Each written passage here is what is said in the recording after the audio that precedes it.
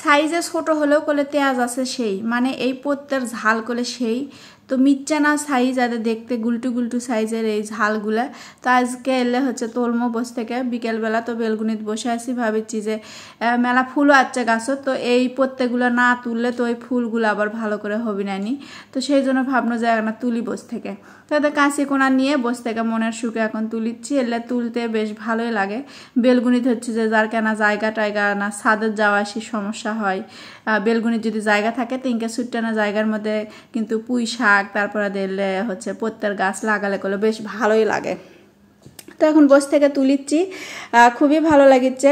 এটা করলে হচ্ছে আগে প্রথমে বেগুনি কালার আসছিল, বেগুনি বলতে প্রথমে না কালোর লাগানো ছিল, তারপর সের থেকে হলো হচ্ছে না বেগুনি টাইপের, সের থেকে একবারে শেষে লাল হয়ে বুড়ে হয়ে গেছে। তো এই হলো কাহিনী। এটি দুই জাতের পত্তার গাছ আছে, তো জায়গা পাচ্ছ না দেখে একই টবের মধ্যে দূরেই লেগে থুসুনো, যা হয় হবি। তো দেখি তো ভালোই হচ্ছে। ওই যে নিচে আরেকটা লম্বা লম্বা জাত দেখা যাচ্ছে, ওটা হচ্ছে প্রথমে মানে ফাইন একটা হলদে কালারের লাগানো ছিল, তারপর হচ্ছে লাল হয়ে গেছে। তো লালগুলো আজকে তুলে নিচ্ছি। এর থেকে চাইলে আমি যদি দুই একটা থুয়ে বীজও করে পারি, মানে করা যাবে আর কি। তো যাই হোক কর্ম না, পরে আরও লম্বা জাতের ভালো জাতের হচ্ছে যে গাছ নিয়ে তারপর আবার লাগিয়ে দেবনি। তো এখন দেখলে তুলির চারা দিয়ে দেখলে বেগুনি লাগান দেখা যাচ্ছে, এলে থুয়ে দিচ্ছি, এলে আবার লাল হোক তারপর তুলমনি। অত পারাপারি কিসের বাপু, নিজের বাড়ির জিনিস অত পারাপারি করার দরকার নাই, আস্তে ধীরেই তুলিচ্ছি।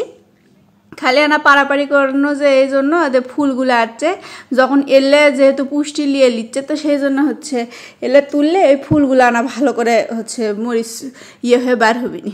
তা আমার বোন বেড়া বাড়াচ্ছে আসে করছে মরিচ কামা ভালোই ধরছে, দেখি তো এলে খালি এমনি ইনকায় না ঝাল ঝোল কিছু আছে। তো আমি করছি যে ঝাল আর কি খাইয়ে দেখো কাঙ্কা। তো মনে করো যে এমন খাসে একটা খাসে একবারে চাবে, ভাবছে ছুটতে না খালি কি আর হবি। ও বাবা ছুটতে না জিনিসের যা ঝাল খাইয়া বুঝা পাচ্ছে যে কি জিনিস এটা। তো করছে ভালোই কামা ঝাল, সেই একেবারে বাপরে বাপ।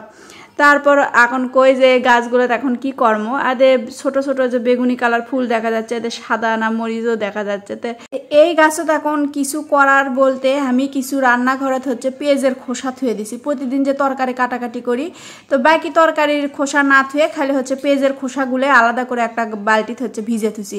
তো ওই বালতি ওই পেঁয়াজের খোসা পচা হচ্ছে পানি, তো পানিগুলো আমার যতগুলো হচ্ছে বেলগুনির গাছ আছে সব গাছও তেনা মাটি আলগা করে না দিয়ে দেবো গাছের সাইড দিয়ে, তাহলে করলে আর আবার ভালো করে একটা ফুল ফল এলে সব ভালো করে হবি। তারপরে ডিমের খোসা, প্রতিদিন যে ডিম খাওয়া হয় সে ডিমের খোসাগুলো থুয়ে দিছি।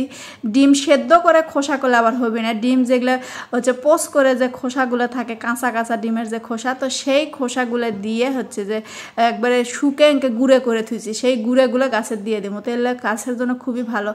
আমার এই পত্তার গাছের শুরু থেকে কোনো পাতা কোঁকড়ানো অসুখ ধরেনি, তো আমার গাছটা বেশ ভালোই আছে।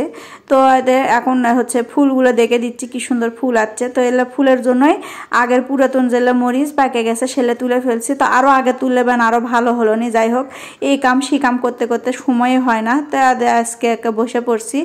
তো এই হলো পত্তাগুলা, কেঙ্কা লাগিচ্ছে অবশ্যই জানাবেন। আল্লাহ হাফেজ।